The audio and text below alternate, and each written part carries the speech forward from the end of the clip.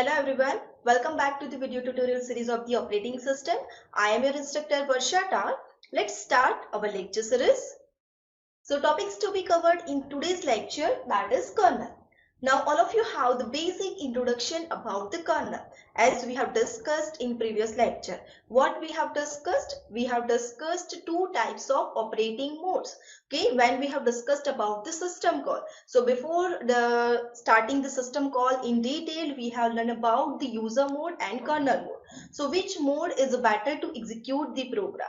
Okay, so we have discussed about the user mode and kernel mode. Program can execute in two modes, user mode and in kernel mode. But there is advantage and disadvantage of each and every mode. In kernel mode, if you are going to execute entire program in the kernel mode, so if any error in program, then entire system will be halted. Okay, and this will not happen in the user mode. So this discussions we have done in the last lecture, so all of you have the basic idea about the kernel. Now let's see the kernel in detail. Okay, so first of all, kernel. So what is kernel? How we can define it? So here you can see kernel is the central component of an operating system that manages the operations of the computer and hardware. We can say it is the heart of the operating system. Without kernel, operating system cannot work. Without kernel, the computer cannot work. Okay, so we can say it is the central component which manages all the operations of computer and hardware. It basically manages the operations of memory and CPU time. That means memory management, CPU scheduling, that all the things that is performed by the kernel. It is the core component of an operating system. Okay, kernel act as a bridge between application and data processing performed on a hardware level using the IPC, that is inter-process communication and system call. All of you are aware about this system call. Whenever we need a system call, at that time there is a role of the kernel. Okay, system call, that means what? It will call to the functionality from the kernel. So kernel will provide that type of functionality to that particular program, and that particular program will going to be executed. So when there is a system call, there is a use of the kernel. Then next is what? Kernel loads the first into memory when an operating system is loaded, and it remains into the memory until the operating system is shut down again.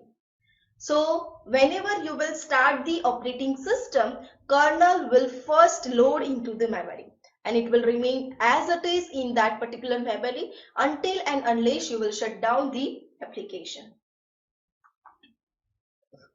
Now, it is responsible for various tasks such as disk management, task management, and memory management, like CPU scheduling, which program have to provide which size of the memory, etc. It decides which process should be allocated to the processor to execute, and which process should be kept into the main memory in the queue for the executions. Okay, it basically acts as an interface between applications and hardware.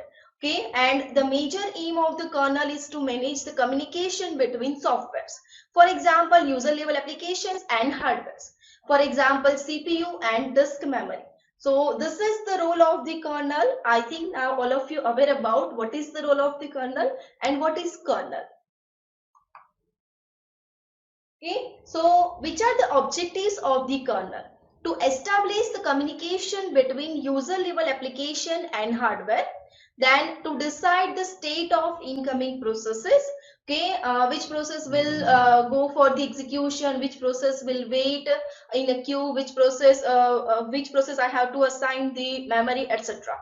To control the disk management, to control the memory management, to control the task management. So these all are the objectives of the kernel. So everything that is done, that is performed while the program is in executions, that everything will be managed by the kernel. Now let's see, these are the different types of the kernel. There are basically 5 types of the kernel: microkernel, monolithic kernel, nano kernel, exokernel, and hybrid kernel. So basically these are the 5 types of the kernels are there. Here microkernel and monolithic kernel are the operating system structure also, that we will see in upcoming lecture. So we will not discuss at that time in detail. Now we will discuss in detail. Now first of all, let's start with the monolithic kernel. Okay. Here the operating system and kernel both run in the same memory space. So that is what the monolithic kernel. That means each and every functionality at the same space. This kernel is suitable where security is not significant concern. Okay, when the security is not the major concern, at that time we can use this monolithic kernel. It results in the faster access, but if there is a bug in the device driver, the entire system will crash.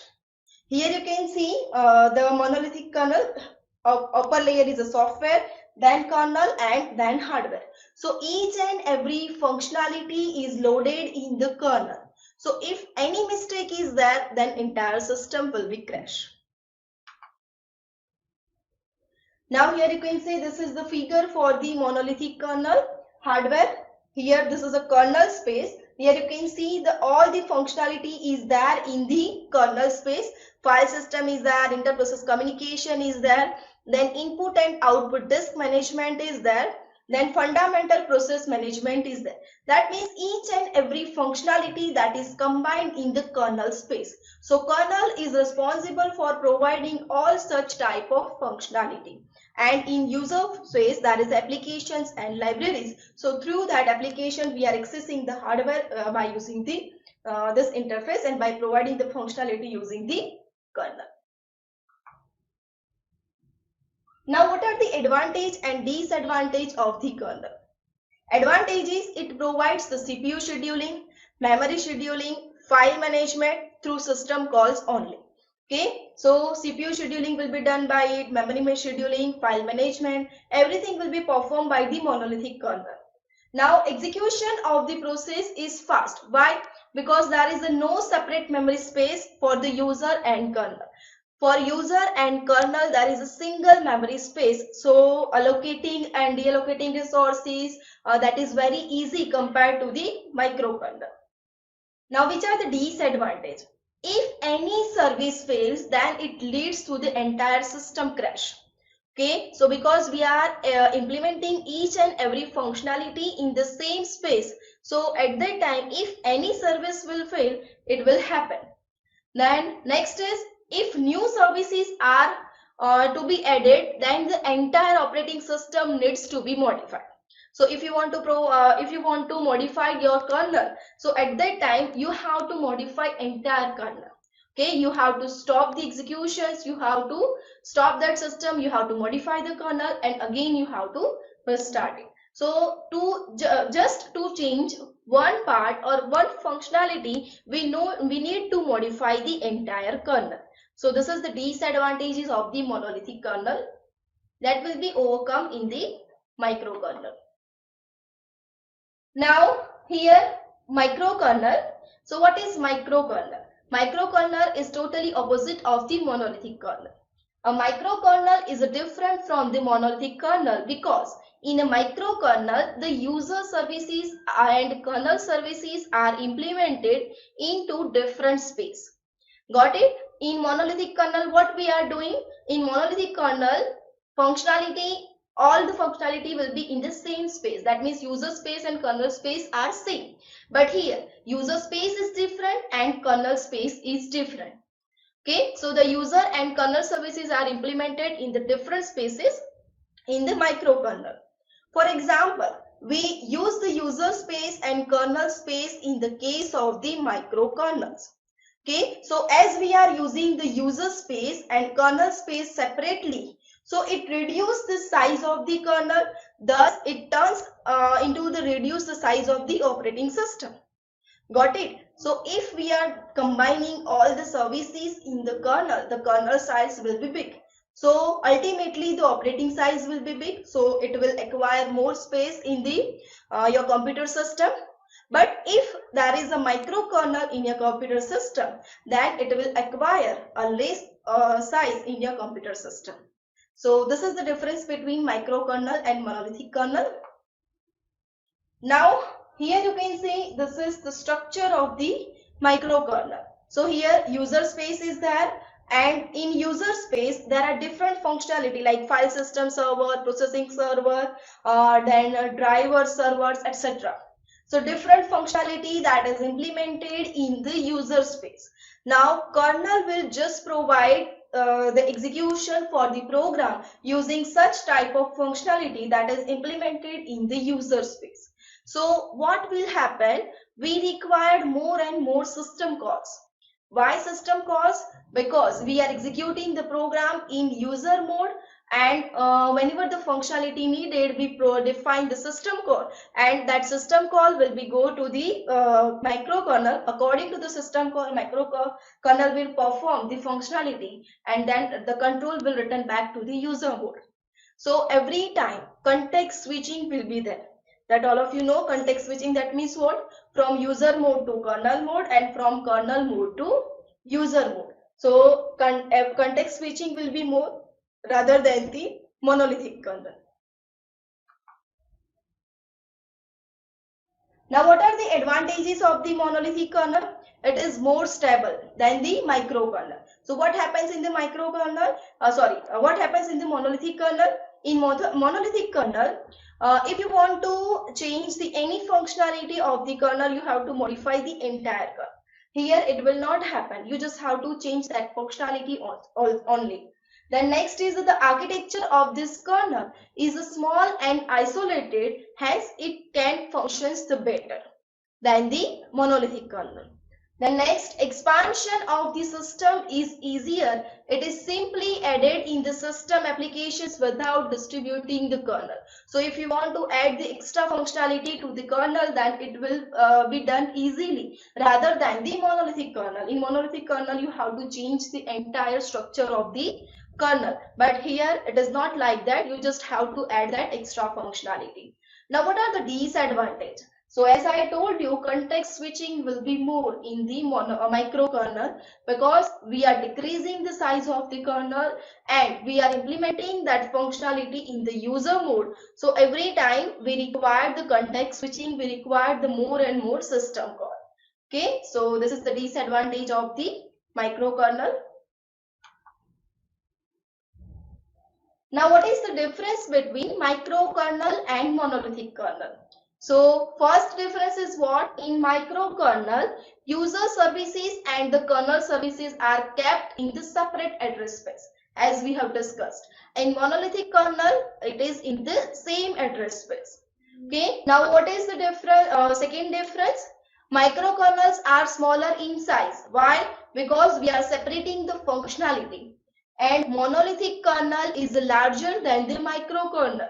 Why? Because each and every functionality is combined in one space. That's why. Then execution. Execution is slower in the microkernel. Why? Because every time we require the system call, every time there is a context switching from user mode to kernel mode and from kernel mode to user mode. And in monolithic kernel, there is a fast execution. Then extensible, the microkernel is easily extensible. So if you want to add any extra facility, extra services, then it is easily expandable in the microkernel. But in the terms of the monolithic kernel, you should have to modify the entire kernel. So it is not easily extensible. It is hard to extend. Now, security, if a service crashes, it does not affect the working of the microkernel. But here in monolithic kernel, if the service crashes, then it will affect the monolithic kernel. To write a microkernel, more code is required. Why more code is required? Again, the same reason, we are implementing it in different space. So we need the systems call. Then to write a monolithic kernel, it required the less code. And here, these are some of the examples of the microkernel and monolithic kernel. For microkernel, Symbian, L for Linux, Singularity, K42, Mac OS, these all are the examples of the microkernel. And here, the Linux, Microsoft Windows 95, 98, Solaris, OS 9, then disk operating system, all are the examples of the monolithic kernel. Now let's see the another type of the kernel, that is nano kernel. So what is nano kernel? Nano kernel is the small type of kernel which is responsible for hardware abstraction but without system services. Okay, so in nano kernel it is responsible for hardware abstractions. So we are not specifying the system services in the nano kernel. Nano kernel is used in those cases where the most of the functions are set up the outside. Okay, so most of the functions are set up the outside. At that time we can use the nano kernel. So here you can see in this figure all the functionality is set up outside and only the kernel portion is there in the this nano kernel. So it will just provide the functionality for executing the program. So context switching will be there more, and more system call will be there in the nano kernel.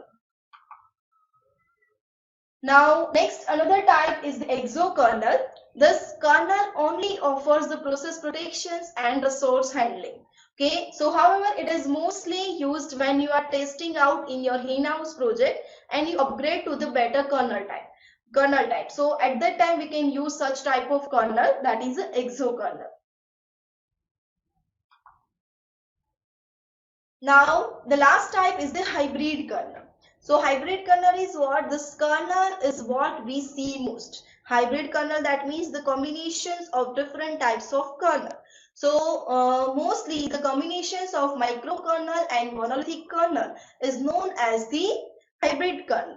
Here the Windows, Apple's, Mac OS, they all are the mix of the monolithic kernel and microkernel. So we can say they are the hybrid kernel.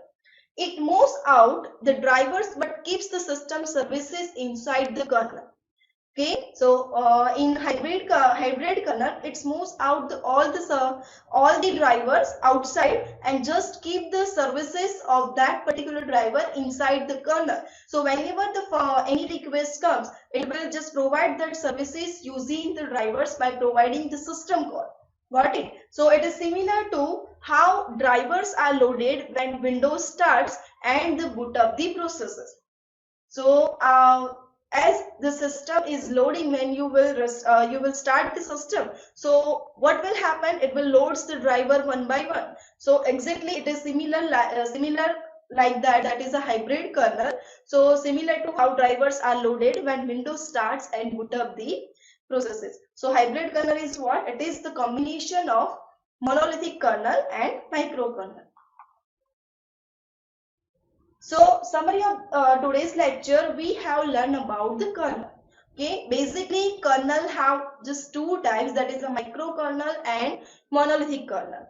Okay, but you have to explain those five types, that what is the microkernel, monolithic kernel, nano kernel, exokernel and hybrid kernel. So what is in monolithic kernel? Monolithic kernel, that means we are combining each and every functionality at one space, and in microkernel we are separating the functionality. As a user mode and as a kernel mode. So what will happen in microkernel? You require the more and more system call for accessing the user mode as well as the kernel mode. Okay, and then nano kernel, exokernel and hybrid kernel. Hybrid kernel is the combination of the microkernel and monolithic kernel. So this is all about this lecture. Remaining interesting topic we will cover in the next lecture. Thank you for watching. We will meet in the next lecture. Thank you.